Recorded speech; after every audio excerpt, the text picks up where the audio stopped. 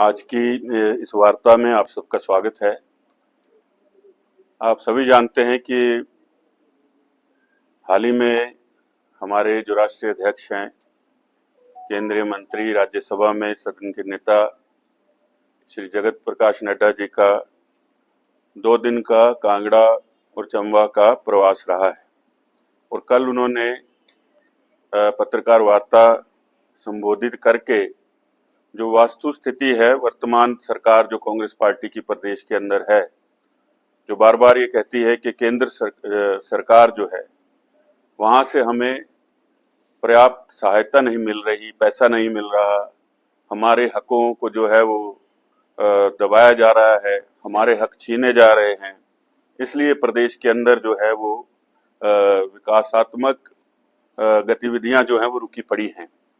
और आज जो है उस वार्ता के बाद कुछ मंत्रियों के बयान आए हैं, जिसमें कि उन्होंने कहा कि जो मेडिकल डिवाइस पार्क है उसका जो 300 करोड़ रुपया देने की बात कही, उसका पैसा आया था लेकिन हमने वापस कर दिया, क्योंकि उस भूमि की मार्केट वैल्यू जो है वो लगभग 500 करोड़ है। मैं अगर 500 करोड़ है तो अभी तक आपके पास निवेशक क्यों नहीं आए?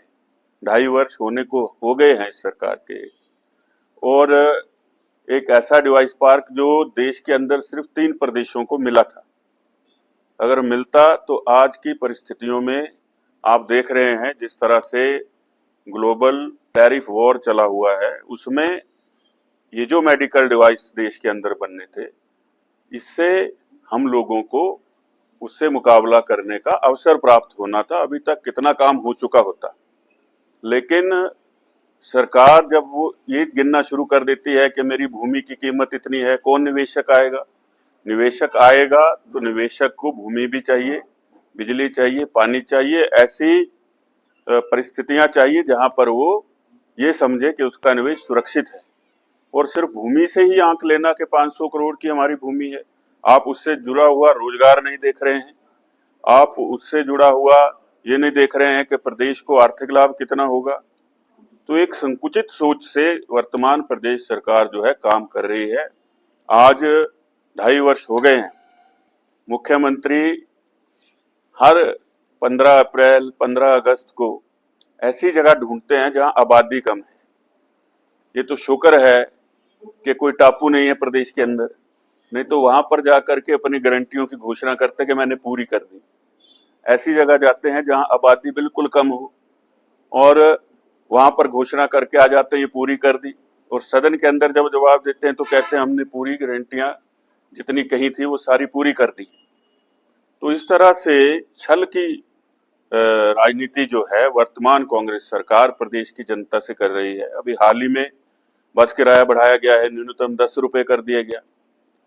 आप जो है राशन के डिपुओं में देखिए किस तरह से राशन के दाम बढ़े हैं। शराब के ठेकों की नीलामी नहीं हो पा रही।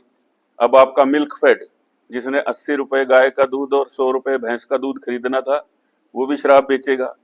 वन निगम भी शराब बेचेगा, सारे विभाग शराब बेचेंगे। ऐसा ना हो कि कहीं सचिवालय के बाहर भी एक ठेका खोल के बैठ जाएं। तो ये सरकार की गलत नीतियों का परिणाम है जो ये प्रदेश भुगत रहा है। एक्साइज एंड टैक्सेशन एक ऐसा विभाग जिससे कि सबसे ज्यादा आय इस प्रदेश को आती थी, उसका पूरा दिवालिया निकाल के रख दिया इनकी गलत जो नीतियां हैं उसकी वजह से। आज जो है प्रदेश के अंदर जितना ग्रामीण क्षेत्र है, लगभग इन 2.5 वर्षों में इतनी नोटिफिकेशन निकली हैं कि ग्रामीण क्षेत्र जो हैं उनको नगर नियोजन के अंदर ले लिया गया, विभाग का विस्तार किया नहीं गया है। वो सारा का सारा बोझ जो है गांव के लोगों पर एकदम से डाल दिया गया। आधे लोगों को तो पता ही नहीं है कि ये कर क्या दिया है, ना इसकी पहले कोई जानकारी दी गई, ना 3 महीने का कोई नोटिस दिया गया, ना सुझाव लिए गए। इससे बहुत बड़ा प्रभाव जो है वो जो ग्रामीण लोग हैं उनके ऊपर पड़ने जा रहा है। सरकार के हालात ऐसे हैं कि ना आप समय पर वेतन दे पाते हैं, ना पेंशन दे पाते हैं। घोषणाएं जो हैं वो कई जगह तो इतनी बड़ी बड़ी कर दी गई हैं कि पैसा है नहीं। केंद्रीय विश्वविद्यालय का तो 30 करोड़ हो नहीं रहा, उसके लिए तो पैसा है नहीं। तो फिर ये पैसा कहाँ से आ रहा है? ये पैसा जो कल श्रीमान जगत प्रकाश नड्डा जी ने गिनाया कि अलग अलग मदों में जो मिला उसको डाइवर्ट करके पेंशन्स में, सैलरीज में और अलग अलग जगह उसको खर्चा गया है, जो कि बहुत बड़ा वित्तीय घोटाला प्रदेश के अंदर, हिमाचल प्रदेश के अंदर हुआ है और सरकार उससे पूरा अपना पल्ला झाड़ रही है। क्या कारण है कि एक मंत्री जो है वो निजी अपना हेलीकॉप्टर लेकर के मुख्यमंत्री जी को आनन फानन में मिलने चले जाते हैं? उसके पीछे की कहानी क्या है? ऐसी क्या नौबत आ गई थी कि जिस प्रदेश में इतना बड़ा वित्तीय संकट है वहाँ मंत्री जो हैं वो अपना निजी हेलीकॉप्टर लेकर के जो है दूसरे अपने कैबिनेट के कुलीग को मिलने जा रहे हैं, उप मुख्यमंत्री को मिलने जा रहे हैं। तो सरकार के अंदर खुद ही हालात ठीक नहीं है। आज ऐसी परिस्थितियां हैं कि शिमला सेक्रेटेरिएट और शिमला ओकोवर जो मुख्यमंत्री का सरकारी आवास है, वहां जहां पर इस प्रदेश से लोग अपनी समस्याएं लेकर के जाते थे, सन्नाटा पसरा रहता है। जनता को पता चल गया है कि प्रदेश के अंदर कोई सुनने वाला रहा नहीं है, उनकी जो समस्याएं हैं उनका निवारण हो नहीं पाएगा।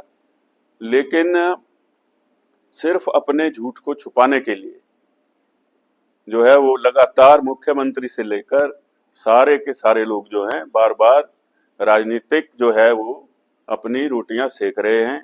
नेशनल हेराल्ड के बारे में जब पूछा गया तो कहा हमारा अपना अखबार है, उसको हम और भी देंगे, जितना मन चाहेगा और ऐड देंगे। ऐड तो उसको देनी चाहिए जो छपता हो, जिसकी कोई प्रति ही नहीं छपती हो, 2008 के बाद जो बंद पड़ा हो, तो उसको उसकी ऐड कहाँ छप रही है, ये एक सोचने का विषय है।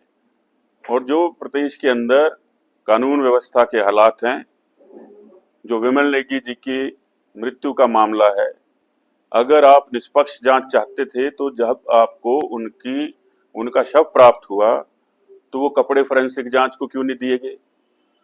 उसकी तो कोई जांच नहीं हुई, इसीलिए हम सीबीआई की जांच की मांग कर रहे थे। जब वीडियोग्राफी हुई उसके अंदर पेन ड्राइव मिली है, वो पेन ड्राइव भी गुम हो गई। जो लोग शुरू में डीएसपी और बाकी टीम जांच कर रहे थे, ये तो बताया गया है कि उनको बदला गया, बदला नहीं गया। वो तो खुद लिख के दे गए कि हमारा पीछा छोड़ो, हम ऐसी जांच के भागी बन ही नहीं सकते जहां पर तथ्यों को छुपाने का प्रयास किया जा रहा हो। हमारी तो बार बार ये मांग रहेगी कि इस पूरे मामले की, और साथ में जो पेखुवेला प्रोजेक्ट है, शोंगटोंग प्रोजेक्ट है, उसमें काम करने वाली जो ये पटेल इंजीनियरिंग है, उसमें किन लोगों के क्रशर लगे हैं। बहुत बड़ा खनन माफिया प्रदेश के अंदर काम कर रहा है। पहले ही हमीरपुर से ज्ञानचंद जो है वो सीबीआई की हिरासत में जांच चल रही है, लेकिन फिर भी हौसला वर्तमान सरकार का देखिए कि जहां अधिकारी और कर्मचारी जो हैं उन पर दबाव डाला जा रहा है, विवश कर दिया है कि लोग जो हैं वो ऐसे कदम उठाने पर आ गए हैं कि या तो नौकरी छोड़ दे या अपने प्राण त्याग दें। तो क्या जो है वो सीमा भ्रष्टाचार की हो गई होगी वर्तमान सरकार में, और प्रशासनिक पकड़ वर्तमान सरकार की शून्य है। कार्यालयों के अंदर अधिकारी कर्मचारी जो हैं वो जनता की समस्याओं का निवारण करने में बिल्कुल उनको कोई इंटरेस्ट नहीं रहा है। कहीं भी देख लीजिए, धर्मशाला की बात करें तो यहाँ अधिकांश काम जो है, जो पिछले समय की सरकार के समय जिसके लिए धनराशि आई थी, बंद पड़े हैं। तो ये दिलचस्पी सरकार की वर्तमान में है। सिर्फ ऐसी ही सोच हो गई है कि अपना समय निकालो, कोई पता नहीं है कब क्या हो जाए, क्या पता अपने ही लोग कब बाकी के भी छोड़ करके चले जाएं जो हालात पैदा कर दिए हैं। तो निराशाजनक हालात वर्तमान सरकार ने प्रदेश के अंदर पैदा कर दिए हैं, और जिसके लिए अगर ये केंद्र की सरकार को बार बार दोषी ठहराएं, वो दोषी ठहराना सही नहीं है। फेडरल स्ट्रक्चर में जिस प्रदेश का जो हिस्सा बनता है वो उस प्रदेश को मिलता ही है। और जितना आपदा काल में एक आंकड़ा बना दिया गया कि 12,000 करोड़ हमने कहा था कि हमें दे दो, इतना ज्यादा नुकसान हो गया। अगर आपको वहां से धनराशि नहीं आई तो आपने ये कैसे कह दिया कि हमने सारी व्यवस्था फिर से सुचारू कर दी, जबकि 1750 करोड़ रुपया जो है वो आपको मिला, उसको कहाँ खर्च किया उसका कोई आंकड़ा नहीं है। ये हालात वर्तमान सरकार के हैं। और जिस प्रकार से माननीय जगत प्रकाश नड्डा जी के ऊपर आज टिप्पणियां की हैं, मैं उसकी घोर निंदा करता हूं और इनको पहले अपने गिरेबान में झांकना चाहिए। अनुभवी लोग रखने चाहिए प्रशासन के अंदर भी, ऐसे लोग नहीं रखने चाहिए जो अब पार्टी करें निजी और पैसा उसका बिल भेज दें जीएडी को।